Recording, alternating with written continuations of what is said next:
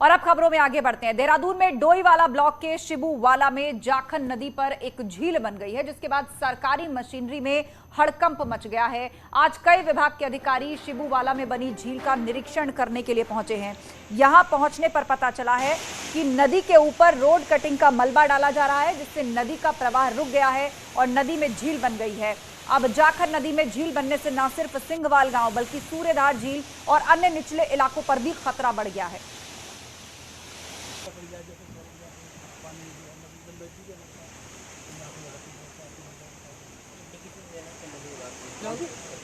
तो जाखन नदी में झील बन गई है।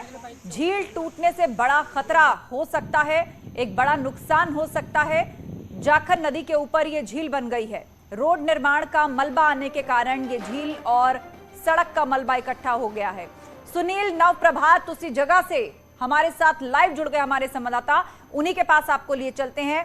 सुनील, कितना खतरनाक हो सकता है ये मलबा, या ये कह लीजिए कि अब झील की शक्ल अख्तियार कर चुका है? यदि यहां पर कुछ भी टूटता है तो कितने गांव को खतरा पैदा हो जाएगा?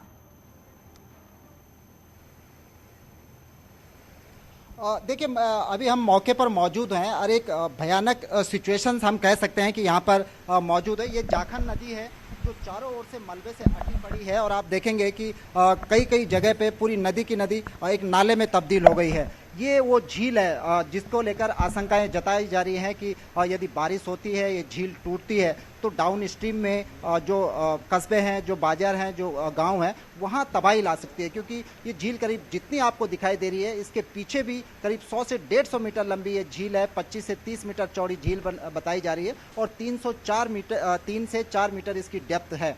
आप देखेंगे कि झील का जो मुहाना है, ये पूरा का पूरा नदी का ये डाउन स्ट्रीम का एरिया मलबे से अटा पड़ा हुआ है। इसके ठीक ऊपर जो पहाड़ी है, वर्टिकल जो पहाड़ी है, वहाँ पर सड़क कटिंग का काम चल रहा है, जिसके चलते जो पूरा का पूरा जो हजारों घन मीटर जो मलबा है वो यहाँ पर झील के मुहाने पर आ गया, नदी के मुहाने पर आ गया। इसके साथ ही ये पूरी पहाड़ी भी दरक रही है। तो हजारों घन मीटर मलबे ने नदी का जो अपना डाउन स्ट्रीम है, जो उसका बहाव स्थल है, उसको पूरी तरह से ब्लॉक कर दिया है। आप ये देखिए, यहाँ पर अभी तक मैनुअली यहाँ से ये मलबा हटाने का काम हो रहा था, लेकिन इस पूरी घाटी में एक बार फिर से बारिश लग गई है तो यहाँ से लेबर भी कूच कर गई है, लेबर भी चली गई है। ये आशंका ये जताई जा रही है कि यदि बरसात अपने उफान पर आती है, नदी ने यदि उफान लिया, नदी अगर अपने चरम पर आती है तो निचले क्षेत्रों में ये भयानक तबाही मचा सकती है। कई गांव इस नदी के दोनों ओर हैं, लोगों के खेत हैं।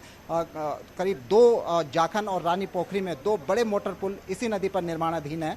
तो इसके लिए ये आशंका जताई जा रही है। प्रशासन ने कल यहाँ पर इरिगेशन डिपार्टमेंट के ऑफिसर्स को यहाँ पर भेजा था और उन्होंने अपनी रिपोर्ट में ये बात कही थी कि नदी के ठीक ऊपर जो PMGSY जो सड़क कटिंग का काम कर रहा है, उसका हजारों घन मीटर मलबा सीधे नदी में डोज कर दिया गया, जिसके चलते नदी ब्लॉक हो गई।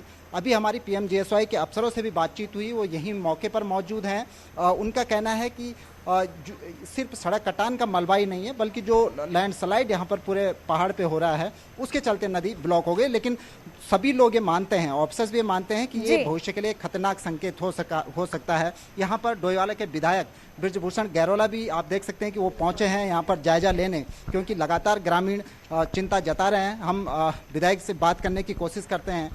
गैरोला जी, आप इधर पहुंचे हैं, लगातार एक आशंका जताई जा रही है कि यहाँ पर बड़ी खतरनाक स्थिति हो सकती है, आपको क्या लगता है? मेरे को जैसे कल सूचना मिली और गांव के लोगों के द्वारा मुझे जानकारी मिली कि यहाँ पर झील बन गई है और काफ़ी नुकसान हो गया है, मैंने तत्काल जिलाधिकारी को और PMGSY के chief engineer RP Singh ji को और संबंधित विभाग के हमारे जो भी हैं उनको तत्काल कहा कि आप तत्काल जाएँ वहाँ पर और SDF की टीम आप लगाएं। और यहाँ पर जो स्थितियाँ बनी बहुत ख़राब हो रही हैं। अभी मैं देख रहा था कि ऊपर से जो कालबन की जो रोड बन रहा है उसका भी काफ़ी मलबा यहाँ पर जो है गिरा है, उससे भी झील अवरुद्ध हुई है। और मैं पिछले दिनों कालबन सड़क रोड का निरीक्षण करने के लिए भी गया था। उसमें हल्की से एक आध बारिश हुई थी और जिन गाँवों के लिए सड़क बनी है उन गाँवों में वहाँ पर उन गाँव के लिए भी खतरा हो गया है ऊपर। विधायक जी, आप लोगों को नहीं लगता कि जब ये सड़क कटिंग होती है, इसका मलबा जब नदी में गिराया जाता है, तब आप लोग ध्यान नहीं देते या प्रशासन ध्यान नहीं, ये हमने तत्काल इसको कहा था, जैसे मेरे संज्ञान में आया था। मैंने कहा ना कि जब मैं पिछली बार जब कालबन में गया था सड़क को देखने के लिए वहाँ पर, तो गांव के सुरक्षा के लिए पुश्ते लगने चाहिए थे। वहाँ पर ऊपर भी कहीं पुश्ते नहीं लगे हैं और गांव भी धसाव में, स्कूल भी वहाँ पर जो है वो भी खतरे की जद में है। स्थिति बहुत ख़राब है। मैंने वहाँ पे गांव के लोगों के साथ बैठक की थी। मैंने डीएम को भी कहा था बरसात शुरू होने वाली है, और अपने चीफ इंजीनियर पीएम जैसे है उनको भी कहा था, सेक्रेटरी को भी मैंने कहा था वहाँ पर बहुत ख़राब स्थिति हो रखी है। वो गांव ऊपर कालबन को गांव को भी खतरा है, और नीचे जो है इन्होंने डंपिंग जो बनना चाहिए था, डंपिंग जोन जो प्रॉपर जो होना चाहिए था वो नहीं बना। और क्या कोई एक्शन होगा इस तरह की लापरवाही? निश्चित तौर पर जो भी इसमें दोषी होगा, मेरे पास जांच रिपोर्ट की जानकारी मुझे मिली है। यहाँ पे हमारे सिंचाई विभाग के अभियंता भी यहाँ पे आए हैं, और पीएमजेएसवाई के भी है यहाँ पर, जो नरेंद्रनगर डिवीजन इसको देखता है देहरादून जिले का, लेकिन जो यहाँ पर जो कंस्ट्रक्शन का जो सड़क का काम चल रहा है वो नरेंद्रनगर डिवीजन पीएमजेएसवाई का देखता है। देहरादून के पीएमजेएसवाई के कल अधिशासी अभियंता वो भी यहाँ पे आए थे और उन्होंने भी इसको देखा था। मुझे लगातार एक एक चीज़ का उन्होंने मिनट्स का अपडेट मुझे यहाँ से लगातार विभाग के अभियंताओं के द्वारा दिया गया है। और सबसे पहले चीज़ है कि हमको अभी हमारा जो ये गांव है कंडोली और गडुल का क्षेत्र है, हमारे गांव के लोगों का यहाँ पर जो है नहरें दब गई हैं, काफ़ी नुकसान हो गया है। अब हमको इनको नहरों के लिए मैंने अभी यहाँ पे अभियंताओं को कह दिया कि इसको किसी तरह से इनकी गोलों का निर्माण किया जाए, जिससे अभी फौरी तौर पर क्या करने जा रहे हैं आप? बिल्कुल निश्चित तौर पर मैं अभी देखने के लिए आया हूँ, और यहाँ पर पहले तो प्रॉपर हमारा यह है कि हमारा जो ये जो झील बन रही है, अभी तो बरसात का शुरुआत है, इसका जल्दी से जल्दी इसमें इसको क्या कहते हैं खोला जाए। पानी का बहाव निकासी बहुत तेज़ी से होना चाहिए। अभी पानी स्टोर बहुत हो रहा है, दिख रहा है काफ़ी आगे तक फैल जाएगा ये, और आगे आने वाले समय उधर सतेली और उधर से भी काफ़ी जो हमारे पहाड़ के गाँव हैं वहाँ से भी जो हमारी बरसाती जो हमारे गदेरे आते हैं वो उस पर काफ़ी पानी आता है।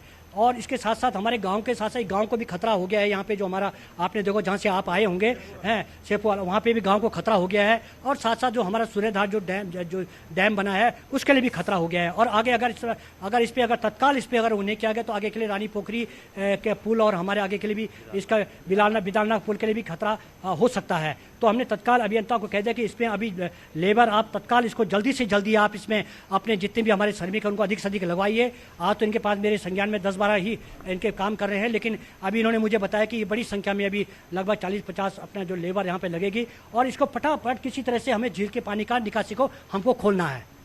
Thank you sir, thank you sir. तो आप देख सकते हैं कि यहाँ पर विधायक भी पहुंचे और जिस तरह से उन्होंने चिंता जताई और ये कहा कि यहाँ पर लेबर लगाई जा रही है झील खोलने के लिए, लेकिन एक प्रश्न हमेशा बना रहेगा कि भले ही आप इस झील को तत्काल खोल भी दें, लेकिन जिस तरह से मलबे से ये पूरी घाटी अटी पड़ी है, पूरी नदी बंद होकर एक नाले में तब्दील हो गई है, वो भविष्य के लिए एक गंभीर संकेत है। और ये झील भले ही खुल जाए, और ये झील भले ही खुल जाए, लेकिन आगे के लिए जो खतरा है वो कम नहीं हो जाएगा, हर वक्त एक खतरा बना रहेगा। लेकिन फिलहाल राहत कैसे दी जाती है, प्रशासन इस पर काम कर रहा है। जानकारी के लिए शुक्रिया सुनील आपका।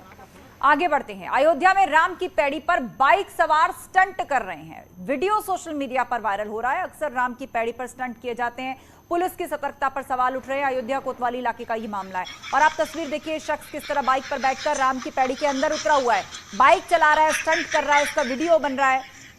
लोगों का आरोप है कि आए दिन इस तरह के स्टंट यहां पर किए जाते हैं, जबकि इस जगह पर भक्ति भाव से लोग आते हैं। सरयू से ही ये नहर निकाल करके राम की पैड़ी को बनाया गया है।